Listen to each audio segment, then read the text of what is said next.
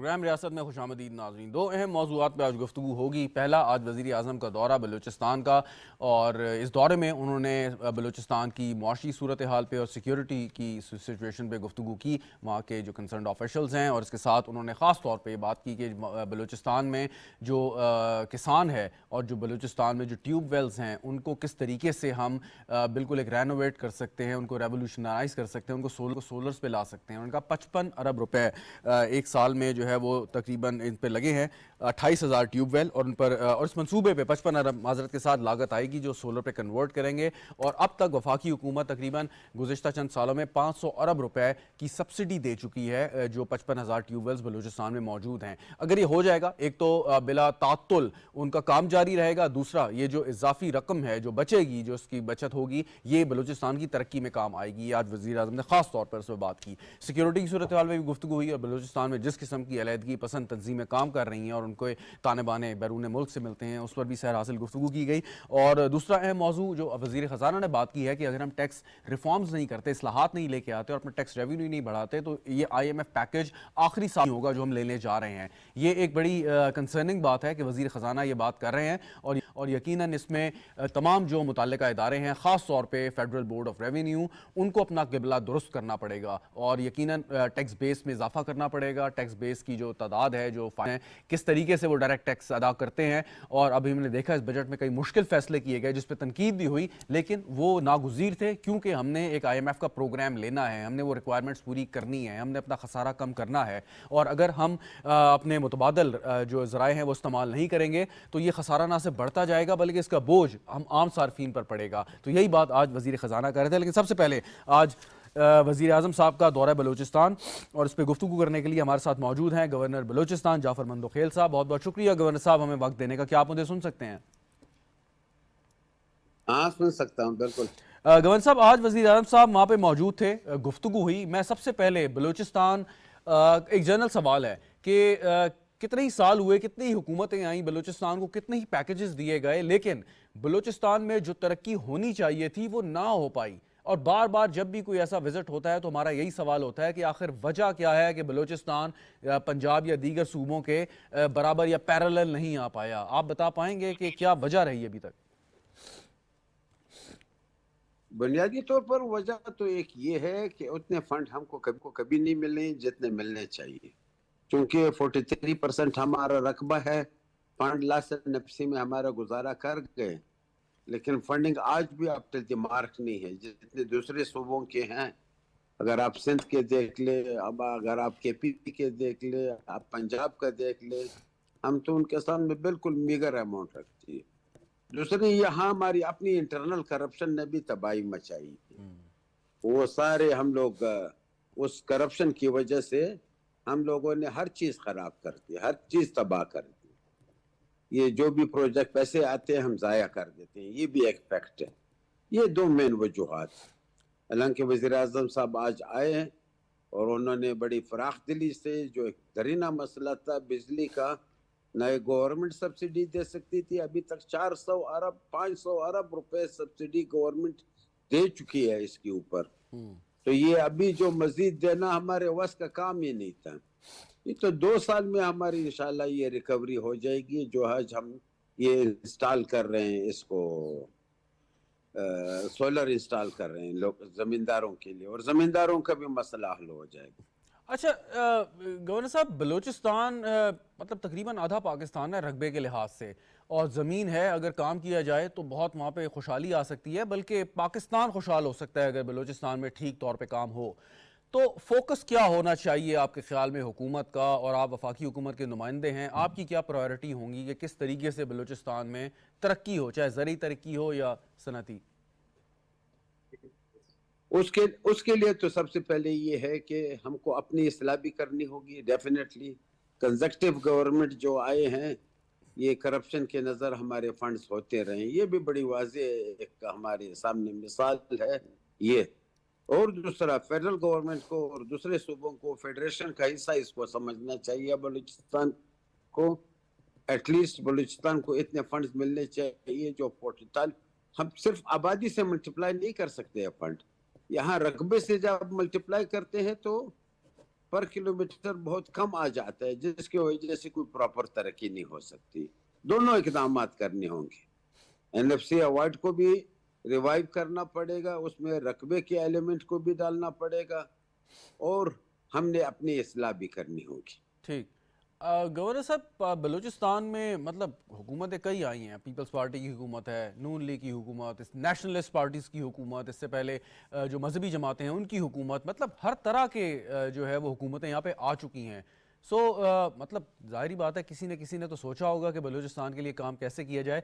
इस वक्त जो अब हुकूमत है, क्या मुनफरिद होगा, क्या मुख्तलिफ होगा गुज़िश्ता हुकूमतों के मुकाबले में? ये देखो, इस हुकूमत का तो अभी इम्तिहान आएगा, इसको भी देखना पड़ेगा। लोग तो हम वही लोग हैं, देखना होगा ये हुकूमत अभी कितनी डिलीवर करती है। ये हुकूमत के ऊपर बड़ा इम्तिहान है, क्योंकि करप्ट सिस्टम को साफ करके चलाना इट्स वेरी डिफिकल्ट। तो ये हुकूमत के लिए भी एक इम्तिहान होगा लाजमी। ठीक। और ये जो एक आइडिया है कि जितने भी वहाँ पे 55,000 के करीब जो ट्यूब वेल्स हैं जिनसे ज़राअत का दारो मदारो है बलूचिस्तान की, उनको सोलर पे कन्वर्ट कर दिया जाए, 50 से 55 अरब रुपए की इस पे लागत आएगी। आपके ख्याल में ये कितनी जल्दी मंसूबा मुकम्मल हो जाना चाहिए, और अगर ये हो जाता है तो इससे फ़र्क क्या पड़ेगा?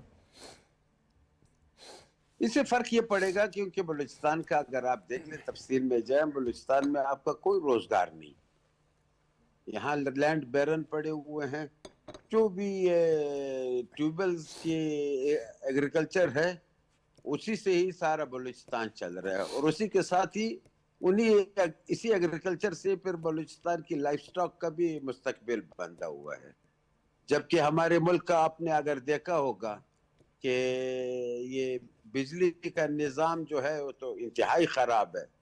वो बिजली का निज़ाम दुरुस्त करना होगा, तो जब ये सोलर लगेंगे बिजली का निज़ाम खुद ब खुद दुरुस्त हो जाएगा उसके साथ, और ये बागात और इनकी पैदावार भी ज़्यादा होगी।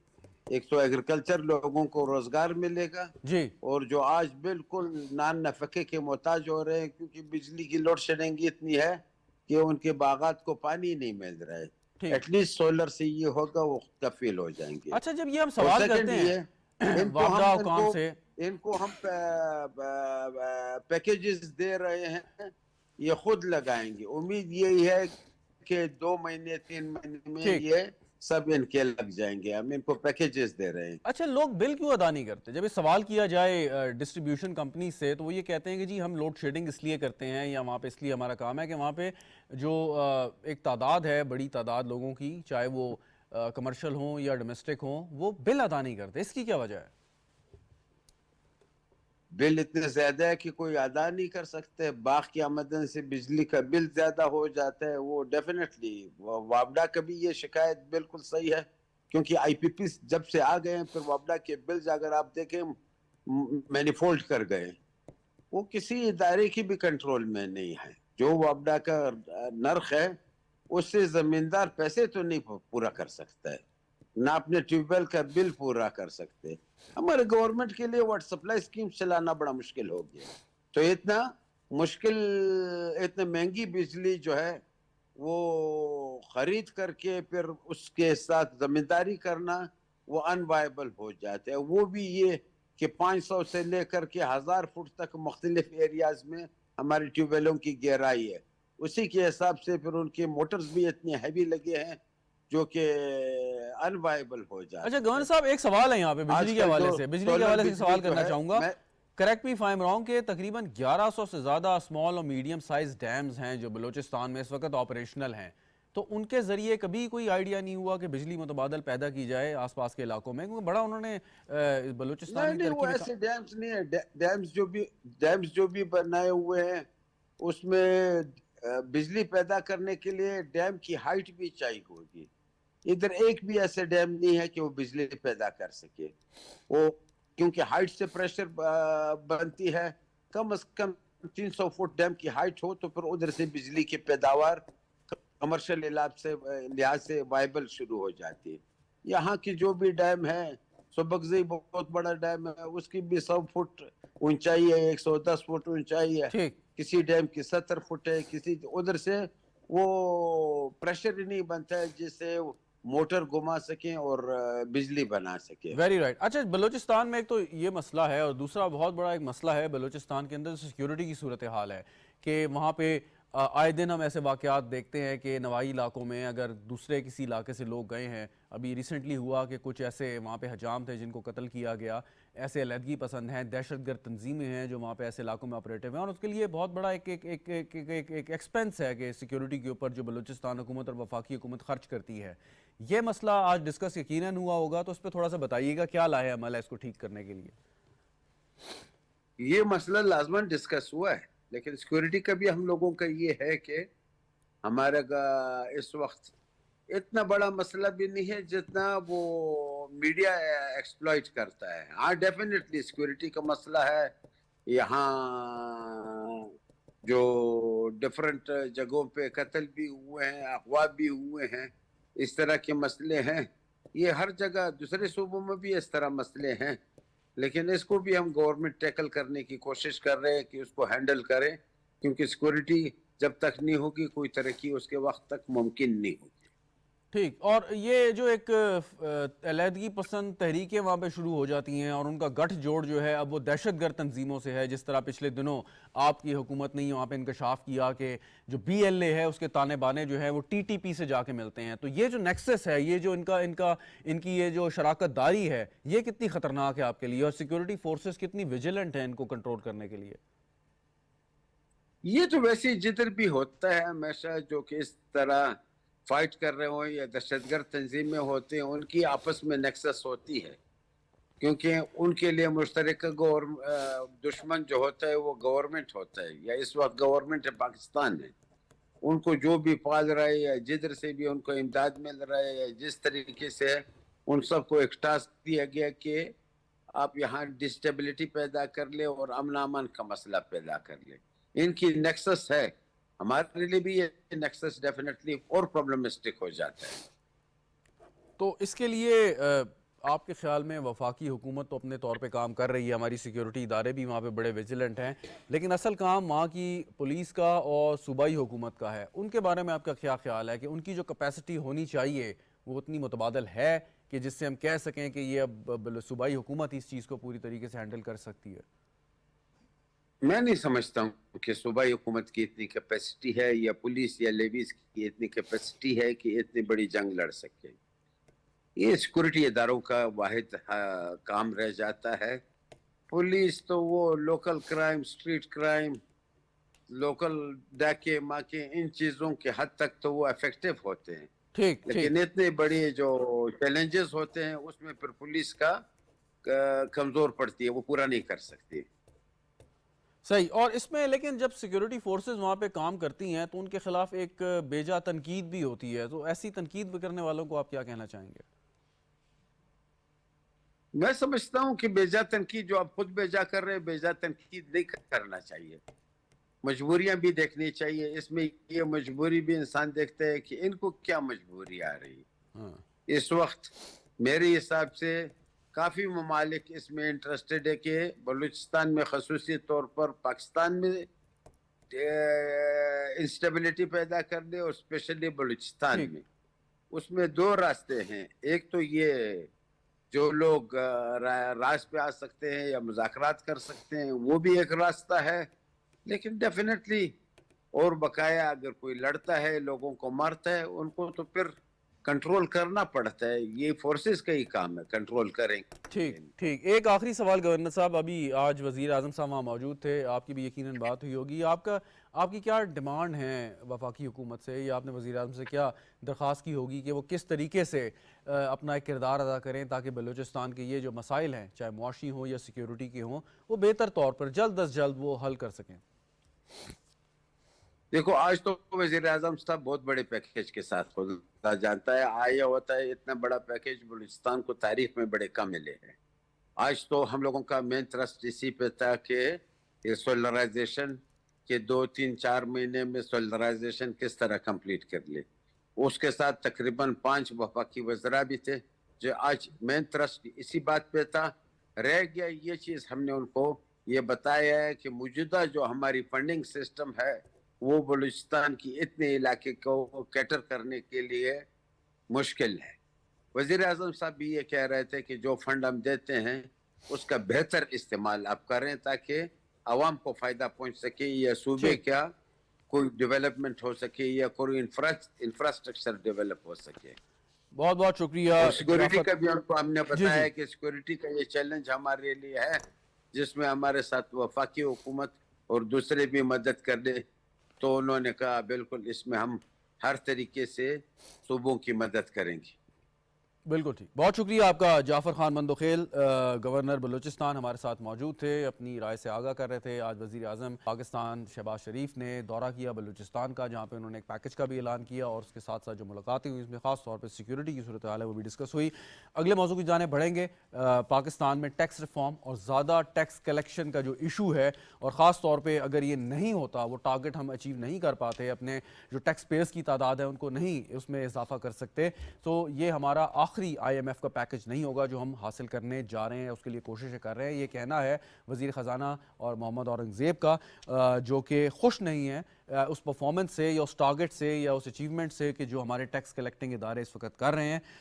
ऐसा उन्होंने क्यों कहा, या इसके लिए क्या रुकावटें हैं, क्या कानून साजी ज़रूरी है, या इसके साथ साथ जो है हमें कुछ और अल्टरनेट अरेंजमेंट पे जाना पड़ेगा, इस पर गुफ्तगू करेंगे। मुझे स्टूडियो में ज्वाइन कर रहे हैं तनसीर बुखारी साहब, सीनियर लॉयर हैं, टैक्स उमूर के माहिर हैं और सदर हैं टैक्स बार एसोसिएशन के भी। बहुत बहुत शुक्रिया तनसीर बुखारी साहब आपका। आदिल नवाज़ भट्टी साहब हमारे साथ मौजूद हैं, सीनियर तज्ज़ियाकार हैं, माहिर माशियात हैं। आदिल नवाज़ भट्टी साहब आपका भी बहुत शुक्रिया। तनसीर बुखारी साहब आपसे आगाज़ करता हूँ। मसला क्या है, लोग टैक्स नहीं देते और उसके बाद फिर आप जैसे सीनियर वकला की खिदमात हासिल कर लेते हैं, और आप जैसे सीनियर वकला जब किसी के साथ होंगे तो उसका बच निकलना कोई इतना मुश्किल नहीं होता। तो क्या ये वकला हज़रात को सोचना पड़ेगा कि कोई ऐसा केस ना लें कि जिसमें शक हो कि ये कोई गड़बड़ है? Thank you very much Shahzad. Tax हमारी पाकिस्तान की हर बहस, हर डिस्कशन का हिस्सा रहा है, क्योंकि ये बैकबोन है किसी भी मुल्क को चलाने के लिए। ऐसा कतन नहीं है लॉयर्स या कंसल्टेंट्स या चार्टर्ड अकाउंटेंट्स या cost and management accountant whosoever जो प्रैक्टिस कर रहा है लॉ की, ख्वाह वो सिविल या क्रिमिनल करता है या टैक्स की करता है, वो कभी एविजन नहीं सिखाता, ना अवॉइडेंस बताता है। वो आपको लॉ से अपडेट करता है कि शहजाद मलिक साहब आपके ऊपर इतना टैक्स है, आपने इतनी इनकम पे देना है। एक तो ये क्लैरिटी हो जाए। सूरत हाल ये है कि 1947 से लेकर आज 2024 का वस्त क्रॉस हो चुका है और आज भी हमारा रोना यही है कि लोग टैक्स नहीं देते। इससे इनकार नहीं है कि पूरी दुनिया में कोई भी खुशी से टैक्स नहीं देता। अच्छा, थोड़ा सा सिंपल करने से कि जैसे कुछ ऐसी जगहें हैं और टैक्स हेवन्स कहलाती हैं कि वहाँ पे लोग अपनी कंपनियाँ रजिस्टर करते हैं, अकाउंट रखते हैं और उनको टैक्स नहीं देना पड़ता, यानी कि कवानीन में जो लूप होल्स हैं उसका लोग फ़ायदा उठाते हैं। मतलब वो कोई गैर कानूनी काम नहीं है, लेकिन ये कि कानून के अंदर उन्हें गुंजाइश है। ये माजी में था। पाकिस्तान में कोई कुछ ऐसे लूप होल्स मौजूद हैं, शायद आपका ट्रेड सीक्रेट पाकिस्तान में ऐसे नहीं है। दिन ब दिन कानून में सख्ती की जा रही है, यानी ये एक इर्तकाई अमल होता है कानून साजी और कानून को अप टू डेट करना वक्त के साथ। जैसे माजी करीब में 2016 में आपको याद होगा कि फैटफ का दायरा हमारे गिर्द बहुत तंग कर दिया गया था, जिसके तहत सिर्फ पाकिस्तान नहीं आपका नेबर कंट्री दुबई भी इस जद में आया। अब आपके टैक्स हेवन रहे कोई नहीं है कि आप ये कहें कि आप पैसा पार्क कहीं बाहर कर देंगे और बच जाएंगे तो आपका पैसा बाहर जब्त हो जाएगा।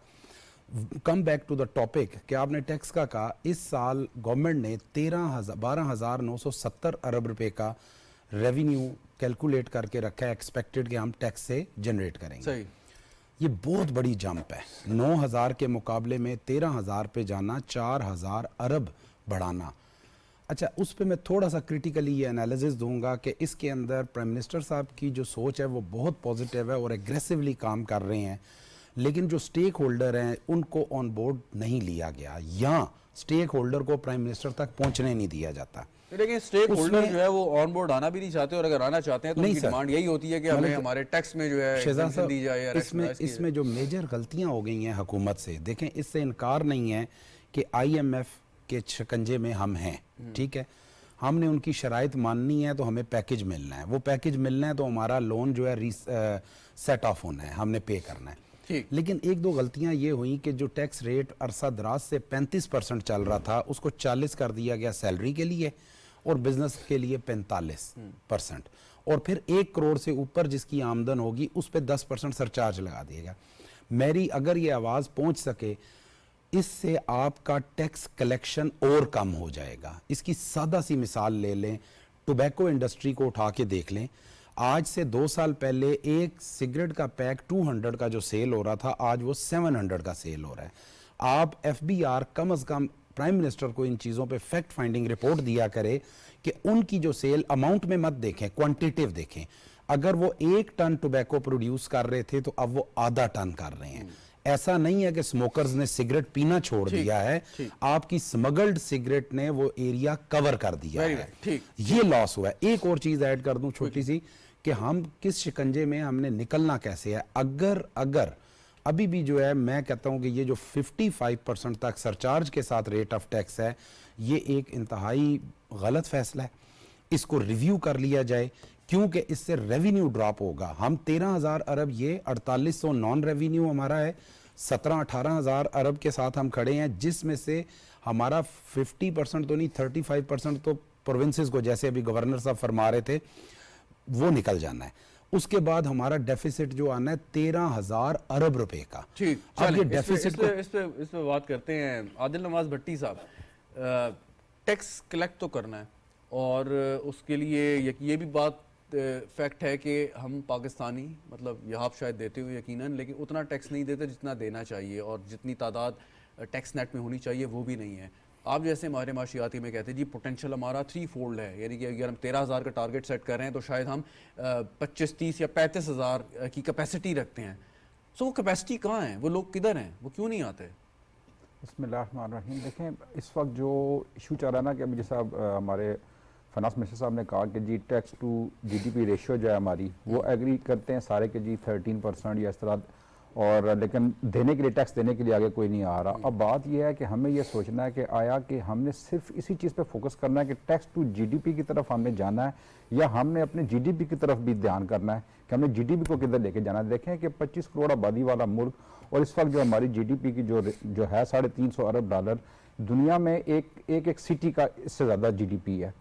तो हम अपने GDP को किधर लेके जा रहे हैं, उसको हम नज़रअंदाज कर रहे हैं, उसकी तरफ हम गौर नहीं कर रहे कि उसको हम कैसे उठाएंगे। हमने मतलब पिछले साल से और ये 2 सालों से हमने सारे का सारा फोकस जो है वो इस चीज़ पर रख दिया कि हमने टैक्स जनरेट करना है, और उस टैक्स की वजह से जो इम्प्लीमेंटेशन लेकर आ रहे हैं, जो FBR की तरफ से और दीगर अदारों की तरफ से, वो स्क्वीजिंग है।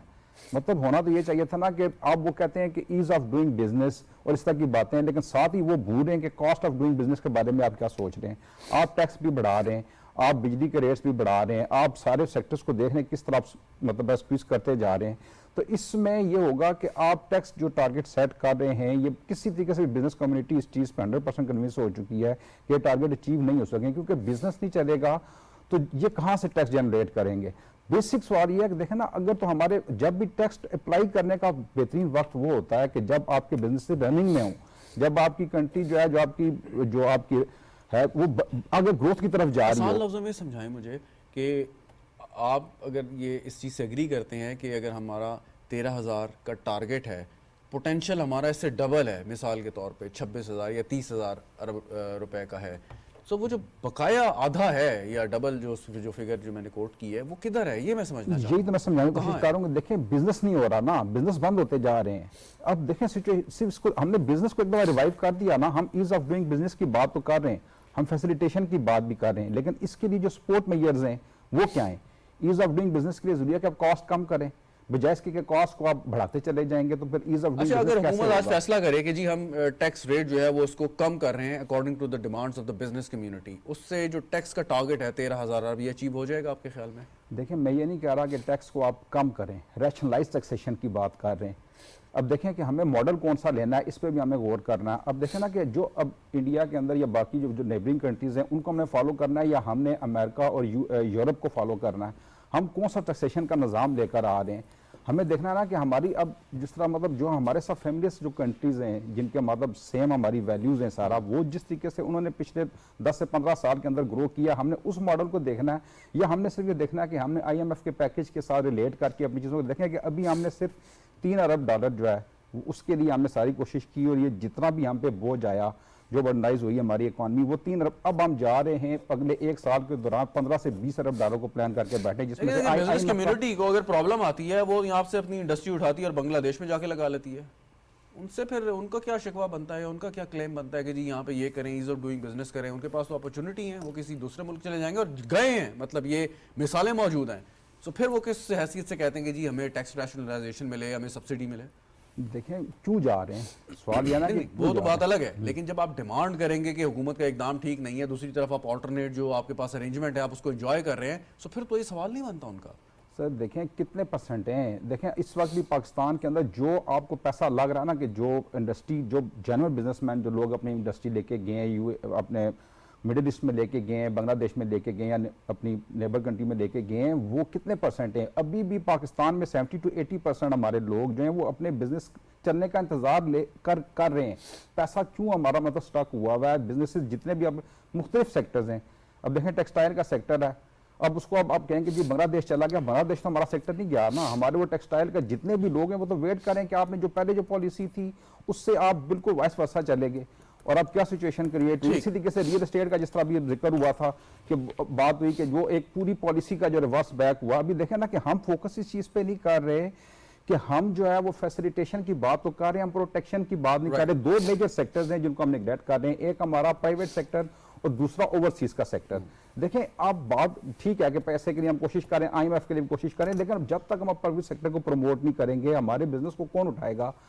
پرائیویٹ سیکٹر اٹھائے گا نا, بزنس اٹھائے گا یا اوورسیز پاکستانی اٹھائے گا. دیکھیں آئی ایم ایف ہے, ابھی بات پہلے کی کہ ابھی جتنے پیکج ہم نے دیے ہیں اس کے جتنے بھی پیکج ختم ہونے کے بعد ہم کہتے ہیں یہ ہمارا لاسٹ پیکج ہوگا انشاءاللہ. ہمیشہ یوسف رزاق گنانی کے وقت سے لے کے آج تک ہم یہی بات کرتے ہیں ہمارا لاسٹ پیکج ہوگا.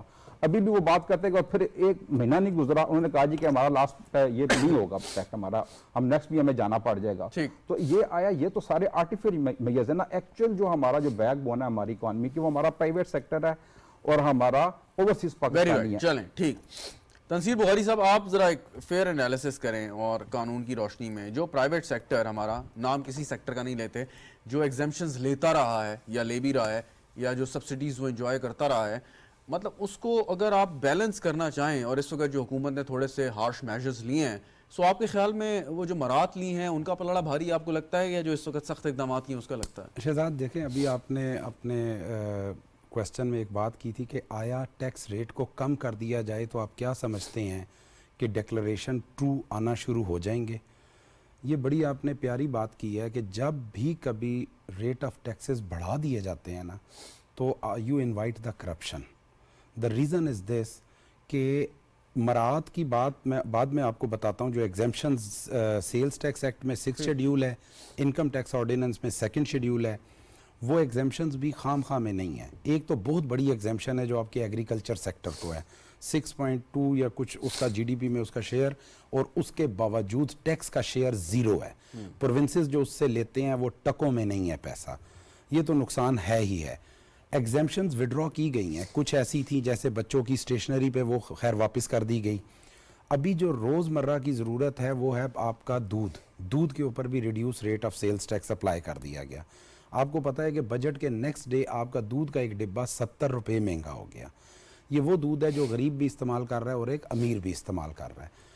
المیہ یہ ہے کہ 70 سال سے ہم انڈائریکٹ ٹیکسز کے اوپر ریلائی کر رہے ہیں. اس وقت ہم 50% انڈائریکٹ ٹیکسز لیتے ہیں, 50% ہم ڈائریکٹ ٹیکسز لیتے ہیں. ڈائریکٹ ٹیکسز ہیں جو ڈائریکٹ آپ کی انکم سے ریلیٹ کرتے ہیں. اچھا, اس میں بھی المیہ یہ ہے کہ وہ بھی ود ہولڈنگ رجیم کی نظر کر دیا گیا ہے. اس 50 کا بھی اگر میں کہوں تو وہ 90-80% آپ کا آٹومیٹڈ نظام کے تحت آ رہا ہے. ابھی جو اقدام کیا گیا ہے جو ٹیکس ریٹ بڑھانے کا, میرا خیال ہے کہ اس کو ریویو کرنا پڑے گا. حکومت کی پریشانی اپنی جگہ پہ ہے. 50,000 ارب کے اوپر ڈومیسٹک اور اپنا ایکسٹرنل ڈیٹ تھا ہمارا 2022 میں. اس حکومت کو آتے ہی جب آرٹیفیشل ڈالر رکا پڑا تھا, پیٹرول رکا پڑا تھا, جانے والی گورنمنٹ نے, تو ہمارے ملک میں تو ظلم یہ ہے کہ انتقام ملک سے لیا گیا نا. 10 روپے پیٹرول سستا کر کے کل میں نے جی بلاول بھٹو کا دھرنا ناکام کر دیا, تالیاں بج گئیں, دوسری پارٹی نے خوشیاں منائیں کہ جی ہمارے لیڈر نے 10 روپے. یہ نہیں دیکھا کہ اس 10 روپے نے اور وہ 30 روپے جو ڈالر کو ایکچولائز کرنا تھا, اس نے آپ کا 4,000 ارب کا لون بڑھا دیا. جب اس حکومت نے چارج کیئر ٹیکر کا لیا تو پہلے بھی ستیہ ناس ہوا, کیونکہ ستیہ ناس کنٹینیو چلتا آ رہا تھا.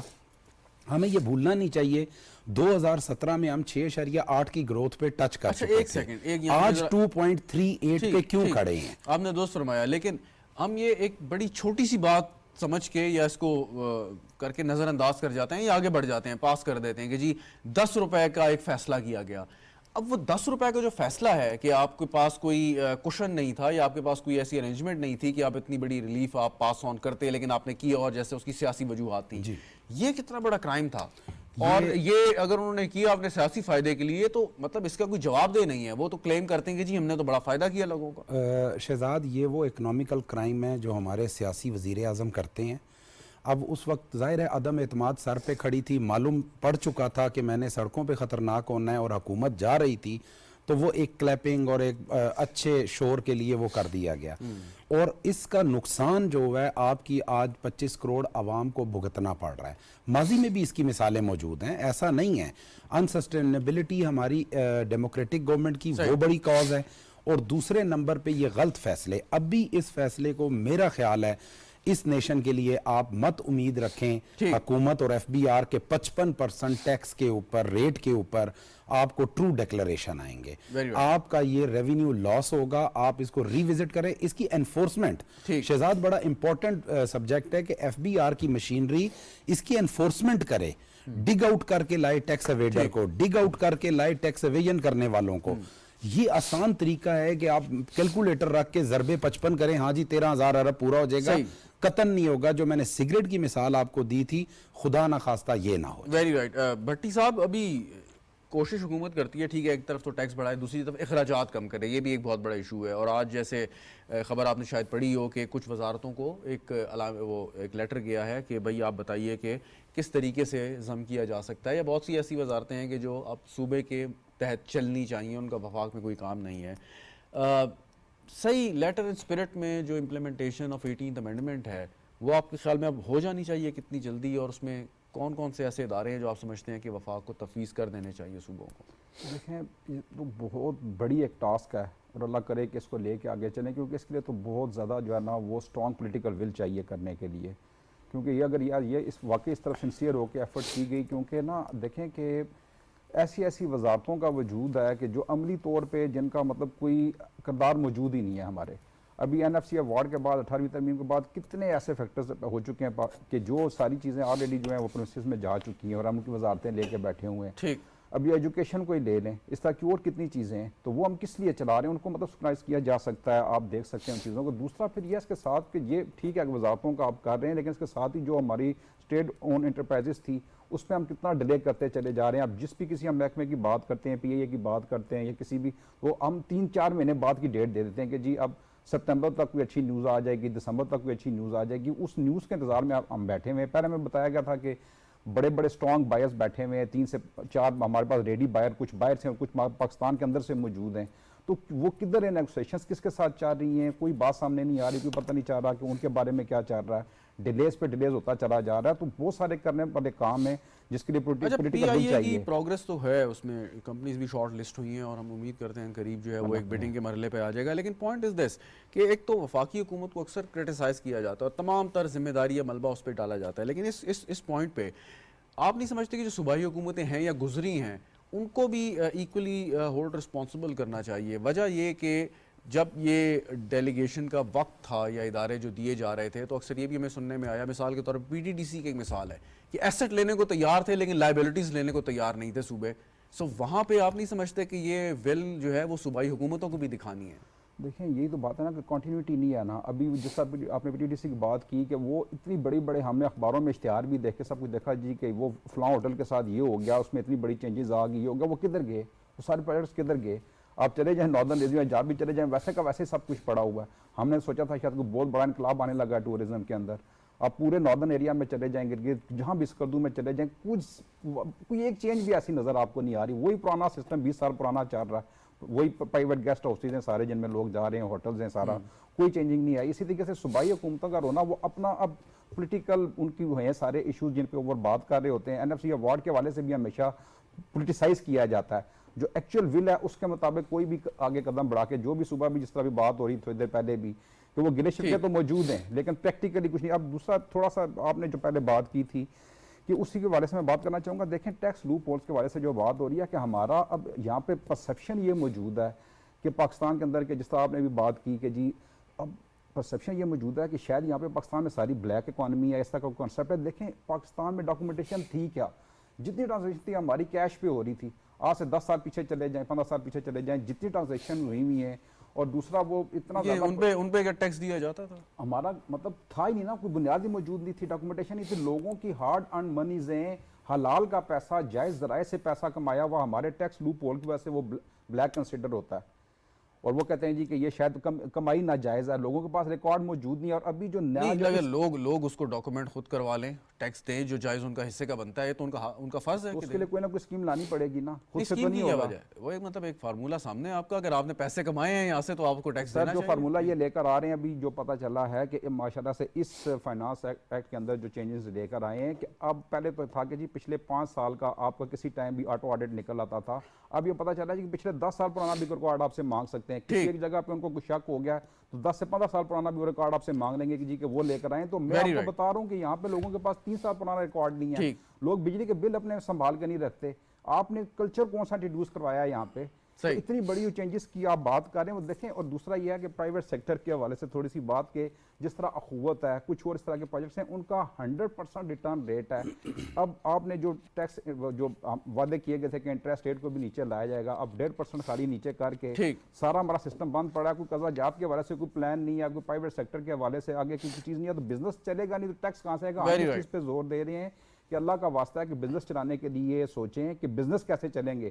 سارے ٹیکس کی بات کر رہے ہیں جی ٹیکس اکٹھا کرنا ہے، ٹیکس اکٹھا، ٹیکس ہوگا کہاں سے جب بزنس؟ اچھا یہ تو لیکن آگے کی بات ہوئی نا تنصیر بغاری صاحب. یہ تو عادل نواز بھٹی صاحب درست بات کر رہے ہیں کہ اگر ایک پالیسی ہے مشکلات پیدا ہو سکتی ہیں بزنس کمیونٹی کے لیے. لیکن میرا سوال پہلے کا تھا کہ چلیں اب تو یہ بجٹ آیا، فائنینشیل ایکٹ بن گیا، اس کے بعد جو صورتحال پیدا ہوگی اس پہ ان کے جو کنسرنز ہیں وہ یقیناً حکومت سن سکتی ہے.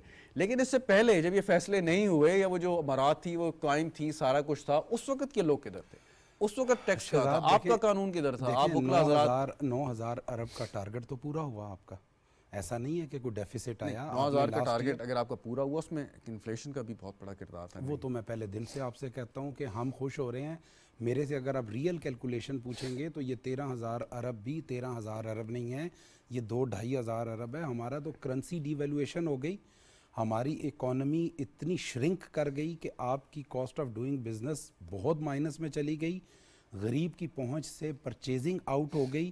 آپ کا 95% تو غریب ہے جو اکانومی کو رن کرتا ہے. آٹا، چاول، دالیں، کپڑا، یہ بیسک چیزیں لینے کے بعد اس کی قوت خرید اس کو بھی جواب دے گئی. میں پھر اگین یہ کہوں گا کہ حکومت مجبور ہے. میں آپ کو بتاؤں ایک عادل صاحب کی بات سے ایک سوال میں پہلے کرنا چاہوں گا آپ سے کہ امریکہ کا ایک ادارہ IRS ہے، آپ بخوبی جانتے ہوں گے، تو وہاں پہ یہ کہا جاتا ہے کہ جی آپ FTI یا CIA سے بچ سکتے ہیں، IRS سے نہیں بچ سکتے. اور IRS چاہے گا تو وہ آپ کے مطلب پچھلی صدی کا بھی ریکارڈ آپ کا کھنگال لے گا یا آپ سے لے گا. ٹھیک ہے، ان کا ایک ڈاکومنٹیشن کا نظام موجود ہے، ڈاکومنٹیشن ہوتی ہے باقاعدہ. لیکن کیا یہ کامیابی کے لیے ضروری ہے کہ ایسے اداروں کو امپاور کیا جائے بجائے تنقید کرنے کے؟ اگر وہ چاہیں سمجھیں، اگر جائز طریقے سے کام ایمانداری سے کر رہے ہیں. صاحب بالکل کرنا چاہیے. اس وقت FBR کی جو ایکسیس ہے، آپ حیران ہوں گے، تمام پاکستان کے بینکس کے ساتھ 2016 میں پھر آپ کو بتاتا ہوں کہ بڑے اچھے اقدامات کیے گئے تھے. اس وقت میں بہت بڑی جنگ تھی state bank versus FBR. FBR یہ کہتا تھا کہ مجھے چاہیے کہ تنصیر بخاری کا بینک اکاؤنٹ، شہزاد ملک کا بینک اکاؤنٹ میں ٹرانزیکشن کیا ہو رہی ہے. اس وقت FBR کو ڈیلی بیسس پہ یعنی ریئل ٹائم پہ انفارمیشن آتی ہے کہ اس بینک میں 1 ملین ڈپازٹ ہوا ہے، اس میں 10 میں ہوا ہے، اس میں 1000 ملین ہوا ہے. یہ کوئی غلط بات ہے؟ نہیں، یہ ٹھیک ہے، اس کو میں غلط نہیں کہہ رہا. اس کی وجہ کہ جو ملک قرضوں میں دب چکا ہو، جس ملک کی کمر ٹوٹ چکی ہو کہ اس نے اگر لون بھی لینا ہے تو لون پے کرنے کے لیے لینا ہے تو اس عوام سے ہی ٹیکس لیا جائے گا. یہ جو 13,000 ارب ہے، اس کو کاش کہ یہ پرسنٹیج نہ بڑھائی جاتی، FBR کی انفورسمنٹ کو ذرا سٹرکچر کر لیا جاتا. لیکن یہ بتائیں نا، یہ کوئی آپ کی میری پرائیویٹ کنورسیشن نہیں ہے کہ دو دوستوں میں گفتگو ہو رہی ہے تو اس کو کسی نے سن لیا تو یہ غلط بات ہے. نا، یہ تو ایک ٹرانزیکشن ہے، ایک آفیشیل بینکنگ چینل سے جا رہی ہے کہ جس کو رپورٹ ہونا چاہیے. اور یہ بڑا عرصہ جنگ رہی اور 2016-17 میں یہ ڈیسائیڈ ہوا اور 2020-21 سے یہ رپورٹنگ ہو رہی ہے. آج اگر آپ جا کے اپنا CNIC IRS پہ ڈالیں اور اس کا ایک ونڈو ہے وہ اوپن کریں گے، آپ کے 4 بینک آپ کو وہ بتا دے گا کہ آپ کے ان بینک میں یہ ٹرانزیکشنز ہوئی ہیں. یہ اب ٹیکس افسر کے ٹیبل پہ پڑا ہوا ہے. اس کے باوجود نادرا کا سارا ڈیٹا اس کے پاس ہے, وہیکلز کا اس کے پاس ہے, C D A, L D A, M D A, K D اے, تمام ڈیٹا ان کے پاس ہے. اس کے باوجود ہم انڈائریکٹ ٹیکسز پہ ریلائی کر رہے ہیں, اس کے باوجود ہم جسے کہتے ہیں ود ہولڈنگ رجیم کو انکریج کر رہے ہیں, اس کے باوجود ہم پرائم منسٹر مس گائیڈ ہوئے ہیں. اس کے اوپر میں یہ اسٹریٹ فارورڈ کہوں گا, یہ ریٹ آف ٹیکس. اور دوسرا ایک اور اقدام کیا گیا جس کا نقصان آنے والے دنوں میں نظر آ جائے گا, ایک ایپیلیٹ فورم ایلیمینیٹ کر دیا گیا ٹیکس پیئر کا. وہ کیا تھا کہ پہلے آپ کے خلاف ایک فیصلہ ہوتا تھا, آپ کو شو کاز کی اپرچونٹی دی جاتی تھی, آپ اپیل کرتے تھے کمشنر اپیل کو, وہاں سے خلاف ہوا آپ ایپیلیٹ ٹریبونل میں آتے تھے, یہ فیکٹ فائنڈنگ فورم تھے, پھر ہائی کورٹ, پھر سپریم کورٹ. اب وائس ورسا ایک فورم ایلیمینیٹ ہو گیا, کسی کا کمشنر اپیل ایلیمینیٹ ہو گیا, کسی کا ٹریبونل ہو گیا.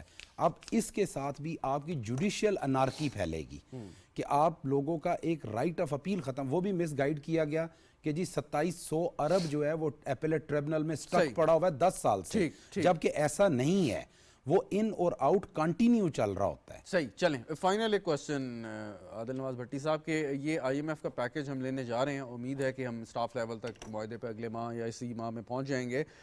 آئی ایم ایف کے پیکج لینے کے فوراً بعد ایک مارکیٹ میں بہتری آتی ہے, ایک پازیٹیوٹی نظر آتی ہے, سٹاک اوپر جاتی ہیں آپ کے, باقی ایک اپ بیٹ سی سچویشن ہوتی ہے, لیکن پھر وہ بیک ٹو اسکوئر ون کی صورتحال پیدا ہو جاتی ہے. تو مطلب آئی ایم ایف کا پیکج آپ کو ملے گا, اس کو کیسے بیسٹ کیپٹلائز کیسے کرنا چاہیے حکومت کو؟ دیکھیں کچھ چیز تو ہوتی ہے نا کہ جب بجٹ اس کے آئی ایم ایف کے پیکج آنے کے بعد جو ہے اور کچھ جب لگتا ہے کہ اب یہ ہونے لگا ہے تو وہ نظر آنا شروع ہو جاتے ہیں فیکٹرز, تو وہ تو نظر آ رہے ہیں آلریڈی لوگوں کو. یہ اچھے طریقے سے اس چیز کا اندازہ ہے کہ آئی ایم ایف کا پیکج جو ہے وہ پاکستان کی رکاوٹ نہیں ہے. کچھ باتیں جو ہوئی ہیں جس طرح ابھی ریسنٹ 1-2 دنوں میں لوگوں نے کہا کہ جی شاید اس میں کوئی رکاوٹ ڈالی جائے گی, جس طرح امریکہ کی طرف سے کوئی اسٹیٹمنٹ آئی تھی اس حوالے سے, لیکن ہمیں نہیں لگتا اب یہ اسٹاف لیول معاہدہ جو ہے ہونے والا ہے ان شاء اللہ تعالیٰ بہت جلدی نیوز آ جائے گی.